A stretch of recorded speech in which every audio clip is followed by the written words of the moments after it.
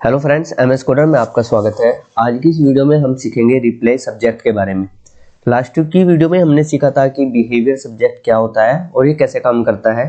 आज की इस वीडियो में हम सीखेंगे रिप्लेस सब्जेक्ट क्या होता है और ये कैसे काम करता है। तो पहले हम इसको एक डायग्राम के थ्रू समझने की कोशिश करेंगे कि रिप्लेस सब्जेक्ट एक्चुअल में काम कैसे करता है। तो देखिए, जब भी हम रिप्लेस सब्जेक्ट को क्रिएट करते हैं तो एक बफर क्रिएट करते हैं, यानी कि एक बफर साइज देते हैं कि हमें इस साइज के बीच में क्या चाहिए, जो एमिटेड वैल्यू है वो चाहिए। यानी कि सपोज कीजिए कि ये आपका सब्सक्राइबर हो गया, यानी कि जो ऑब्जर्वेबल कंटेनर होता है वो हो गया। और इसमें क्या किया, यूजर ने इस तरह से 5 एलिमेंट्स को एमिट कर दिया, 5 एलिमेंट्स को यहाँ पर उसने स्टोर कर दिया। अब 5 एलिमेंट्स को स्टोर करने के बाद फिर उसने क्या किया कि जो सब्सक्राइब था वो सब्सक्राइब किया, यानी कि सब्सक्रिप्शन ले लिया।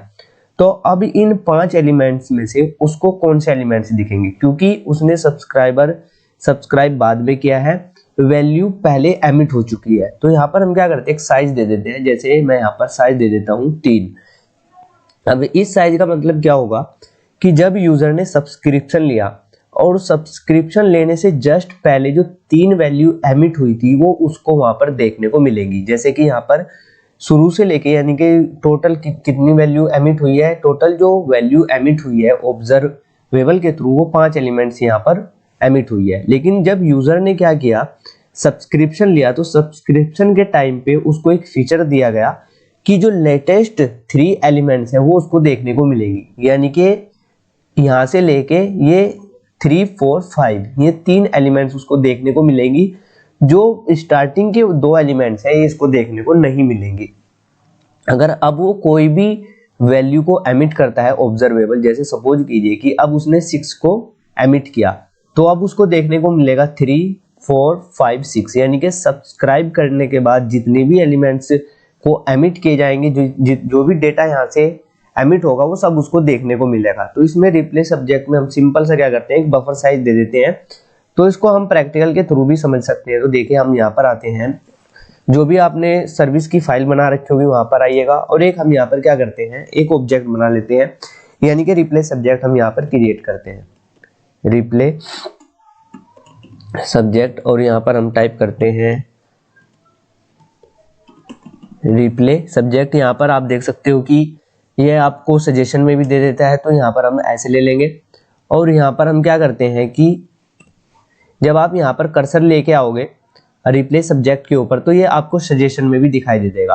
और यहाँ पर आपको देखने को मिल जाएगा बफर साइज, यानी कि आपको यहाँ पर साइज देनी है कि इस कितनी वैल्यू यूजर को इनिशियल लेवल में देखने को मिलेगी। तो जैसे मैं यहाँ पर दे देता हूँ 3। आई होप कि यहाँ तक आपको समझ में आ गया होगा। तो इसको हम यहाँ से कॉपी करते हैं, और जो अब तक करते आए हैं हम वही सब्सक्राइब वाला काम करेंगे। तो यहाँ पर एक रिप्लेस सब्जेक्ट नाम का कंपोनेंट हमने बनाया हुआ है। तो पहले हम इसको क्या करते हैं, जो हमारा रूट कंपोनेंट है वहां पर इसको पेस्ट कर देते हैं, यानी कि वहां पर हम इसको इंपोर्ट कर लेते हैं ताकि ये हमें और ब्राउजर में देखने को मिले। तो यहाँ से हम जो ऐप कंपोनेंट HTML फाइल है यहाँ पर आते हैं, और यहाँ पर जो बिहेवियर सब्जेक्ट का सिलेक्टर है इसको थोड़ी देर के लिए हम कमेंट कर देते हैं, और यहाँ पर हम उसको पेस्ट कर देते हैं।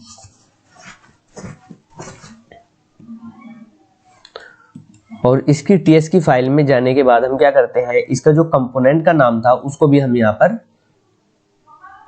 इंपोर्ट करा लेते हैं ताकि कोई भी एरर हमें देखने को ना मिले। तो यहाँ पर हम उसको भी इंपोर्ट करा लेते हैं, और इंपोर्ट कराने के बाद हम इसका पैकेज भी बता देंगे कि कहाँ से इसको इंपोर्ट करना है, क्योंकि फिक्स में जाके आपको यहाँ से इस तरह से इसको इंपोर्ट भी कर लेना है। तो इसका काम यहाँ से कंप्लीट हो गया। अब हम चलते हैं अपनी कंपोनेंट के अंदर, जहाँ पर हमें क्या करना है, सब्सक्राइब वाला काम करना है। तो सबसे पहले हम आते हैं रिप्लेस सब्जेक्ट की जो TS फाइल है यहाँ पर आते हैं। तो हम रिप्लेस सब्जेक्ट की कंपोनेंट के अंदर आ गए हैं, और सबसे पहले हमें यहाँ पर एक कंस्ट्रक्टर को यूज करना है। कंस्ट्रक्टर को क्यों यूज करना है, ताकि जो सर्विस है जिसके अंदर हमने अभी रिप्लेस सब्जेक्ट को बनाया है उसको हम यहाँ पर इंजेक्ट कर सके, और उस रिप्लेस सब्जेक्ट को हम यहाँ से यूज कर सके। तो यहाँ पर पहले हम एक लिस्ट बना लेंगे। लिस्ट क्यों बनाते हैं उसको भी हम अभी समझेंगे। तो लिस्ट का नाम हम ले लेते हैं आइटम लिस्ट, और इसका टाइप हम ले लेते हैं एनी, और इसको हम एक एरे बना देते हैं। अब यहाँ पर देखिए हम आते हैं इसकी रिप्लेस सब्जेक्ट का जो HTML की फाइल है, यहाँ पर आते हैं और यहाँ पर हम एक इनपुट फील्ड बना लेते हैं और एक हम इसके अंदर टेम्पलेट रेफरेंस बना लेते हैं ताकि हम इसकी वैल्यू को एक्सेस कर सकें। इसका नाम हम कुछ भी दे सकते हैं, जैसे हम दे देते हैं रिप्ले, और इसको हम कॉपी भी कर लेते हैं। अब इसके बाद हम क्या करते हैं, एक बटन बनाते हैं और यहाँ पर हम बटन कर देंगे, बटन का नाम रख देंगे हम पुट वैल्यू। आप कुछ भी नाम ले सकते हो उसका, और इसका टाइप हम बटन ही ले लेते हैं। और यहाँ पर हम एक क्लास बनाते हैं, क्लास जो बूटस्ट्रैप की क्लास है उसको हम यहाँ पर यूज़ कर लेंगे ताकि इसकी डिज़ाइनिंग अच्छी हो जाए। और यहाँ पर हम एक क्लिक इवेंट भी ले लेते हैं। क्लिक इवेंट पे हम यहाँ पर एक मेथड को कॉल करेंगे ऑन सबमिट।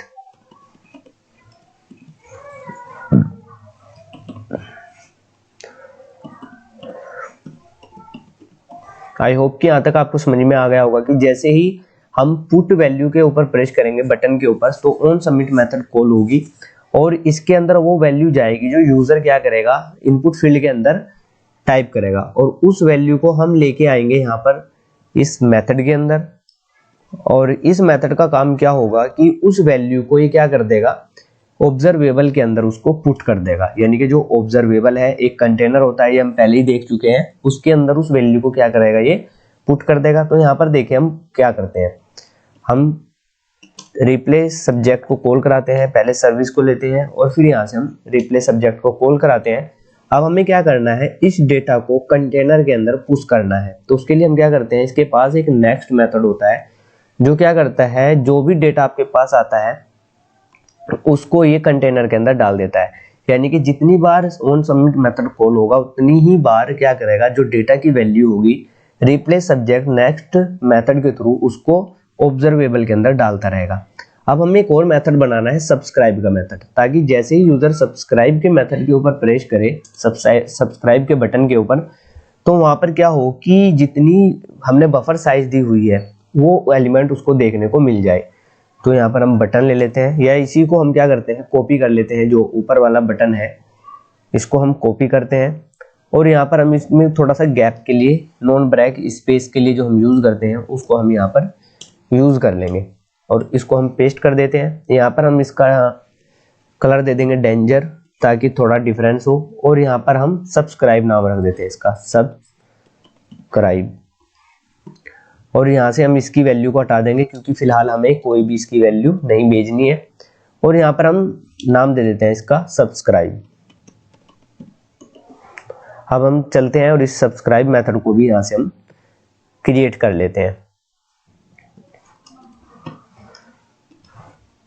अब यहाँ पर देखिए क्या होगा कि जितनी बार यूजर ने ऑन सबमिट मेथड किया वे सारे वैल्यू नेक्स्ट मेथड के थ्रू कहाँ पर जाकर स्टोर हो जाएंगे, ऑब्जर्वेबल के थ्रू, ऑब्जर्वेबल के अंदर स्टोर हो जाएंगे। अब हमें क्या करना है, जैसे ही यूजर क्या करे कि सब्सक्राइब मेथड के ऊपर क्लिक करे बटन के ऊपर, तो हम ऑब्जर्वेबल के अंदर जो वैल्यू है उसको निकाल के हम क्या करेंगे, आइटम लिस्ट के अंदर स्टोर करा देंगे। तो यहाँ पर हम क्या करते हैं, this dot service method, service को कॉल कराते हैं, फिर यहाँ से हम रिप्ले को कॉल कराते हैं और यहाँ पर हम इसको सब्सक्राइब कर देंगे। अब यहाँ पर देखिए सब्सक्राइब जैसे हम करेंगे तो क्या होगा,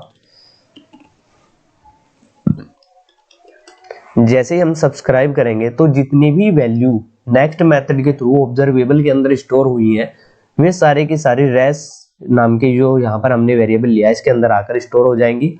और इसको हम क्या करेंगे, आइटम लिस्ट के अंदर पुश कर देंगे, क्योंकि आइटम लिस्ट हमने क्या बनाया है, एक एरे बनाया हुआ है। तो एरे के पास एक मेथड होता है पुश, तो उसके अंदर हम इस रेस को स्टोर करा देंगे। तो यहाँ से क्या होगा कि आइटम लिस्ट के अंदर सारी वैल्यू जाके स्टोर हो जाएंगी और यहाँ पर हम आइटम लिस्ट को हम इस तरह से यहाँ पर क्या करेंगे, रेंडर भी करा देंगे।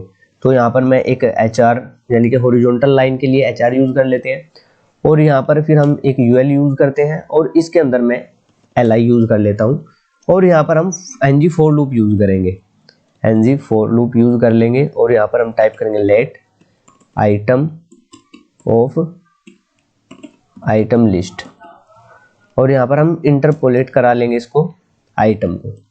तो यहाँ पर देखिए क्या होगा कि यूजर ने सपोज कीजिए कि 5 एलिमेंट को क्या किया, ऑब्जर्वेबल के अंदर स्टोर करा दिया, और जैसे ही वो सब्सक्राइब मेथड के ऊपर प्रेस करेगा, यानी कि बटन के ऊपर प्रेस करेगा, तो बटन क्या करेगा, सब्सक्राइब कर देगा उसको, और जितनी वैल्यू उसके अंदर पड़ी हुई होंगी ऑब्जर्वेबल के अंदर, उसको वो आइटम लिस्ट के अंदर डाल देगा। लेकिन जो यहाँ पर बफर साइज हमने दी हुई है, बफर साइज हमने कितनी दी हुई है, 3 दी हुई है, यानी कि सब्सक्राइब करने से जस्ट पहले जो 3 एलिमेंट्स थे ये उनको ही रेंडर कराएगा। तो चलिए हम ब्राउजर के ऊपर आते हैं। तो पहले हम देख लेते हैं कि कोई भी एरर तो नहीं आ रही है। तो यहाँ पर ये हमको कुछ एरर दे रहा है।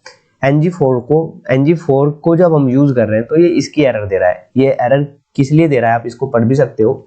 ये बोल रहा है कि ng4 जो है इसको नहीं मिल पा रहा है, उसके लिए आपको कॉमन मॉड्यूल को इंपोर्ट कराना पड़ेगा। तो चलते हैं हम इसकी जो ts फाइल है रिप्ले कंपोनेंट की, और यहाँ पर ऊपर आपको इंपोर्ट्स का ये जो सेक्शन मिलता है, यहाँ पर आप क्या करोगे, कॉमन मॉड्यूल को इंपोर्ट करा दोगे। तो जैसे ही आप कॉमन मॉड्यूल को इंपोर्ट कराओगे और जब दोबारा से आप यहाँ पर आओगे अपने टर्मिनल के अंदर, तो ये एरर यहाँ से चली जाएगी। और इसको हम क्या करते हैं, ब्राउजर के ऊपर ओपन कर लेते हैं। तो यहाँ से हम ब्राउजर ओपन करते हैं, और जो हमारा ये प्रोजेक्ट है ये लोकल होस्ट 4200 पे रन हो रहा है। तो हम यहाँ पर पोर्ट नंबर भी डाल देते हैं और एंटर की प्रेस करते हैं। तो देखते हैं कि आउटपुट में हमें क्या देखने को मिलेगा। यहाँ पर तो देख सकते हो आप कि यहाँ पर आउटपुट में एंटर यानी कि जो इनपुट फील्ड है वो है, पुट वैल्यू का बटन है और सब्सक्राइब का बटन है, और नीचे एक हॉरिजॉन्टल लाइन है। तो यहाँ पर मैं एक वैल्यू टाइप करता हूँ 1 और पुट वैल्यू कर देता हूँ। फिर मैं दोबारा से एक और वैल्यू टाइप करता हूँ 2 और पुट वैल्यू के ऊपर प्रेस करता हूँ। तो ये सारी वैल्यू कहाँ पर जाके स्टोर हो रही है, आपके ऑब्जर्वेबल के अंदर स्टोर हुई है। तो 3 भी कर दी हमने। अब मैं यहाँ पर 4 कर देता हूँ और फिर पुट कर देता हूँ, और फिर मैं यहाँ पर क्या करता हूँ 5 को प्रेस करके पुट वैल्यू कर देता हूँ। अब मैं सब्सक्राइब मेथड के ऊपर प्रेस करूंगा। देखिए अब तक यहाँ पर एक भी वैल्यू आपको देखने को नहीं मिलेगी, जब तक, क्योंकि अभी हमने क्या किया है कि सारी वैल्यू को हमने कंटेनर के अंदर डाला है, अभी उसको सब्सक्राइब नहीं किया। तो जैसे ही मैं सब्सक्राइब के ऊपर प्रेस कर रहा हूँ, तो अब आप देख सकते हो कि यहाँ पर जो लास्ट की 3 वैल्यू है, यानी कि हमने वैल्यू कौन कौन सी यहाँ पर पुट कराई थी 1 2 3 4 5, लेकिन बफर साइज हमने दी हुई है 3, यानी कि सब्सक्राइब करने से जस्ट पहले की 3 वैल्यू मिलेंगी, यानी कि 5 मिला, 4 मिला, 3 मिला। इससे पहले की जो 2 वैल्यू है वो इसको देखने को नहीं मिला। अगर मैं यहाँ पर वैल्यू 6 डाल के पुट कर देता हूँ, तो अब यहाँ पर 6 भी मिल जाएगा। क्यों मिल जाएगा, क्योंकि हमने अब इसको सब्सक्राइब कर लिया है। जब यूजर फर्स्ट टाइम सब्सक्राइब करेगा तो उसको लेटेस्ट वैल्यू में से जो बफर साइज होगी उसके अकॉर्डिंग उसको एलिमेंट देखने को मिलेगा। तो आज की इस वीडियो में सिर्फ इतना ही रखते हैं। आई होप कि आपको समझ में आ गया होगा। अगर फिर भी कोई भी डाउट हो इस टॉपिक से रिलेटेड तो प्लीज कमेंट बॉक्स में जरूर कमेंट कीजिएगा, और अगर अभी तक आपने इस चैनल को सब्सक्राइब नहीं किया है तो इस चैनल को जरूर सब्सक्राइब कर लीजिएगा। Thanks for watching.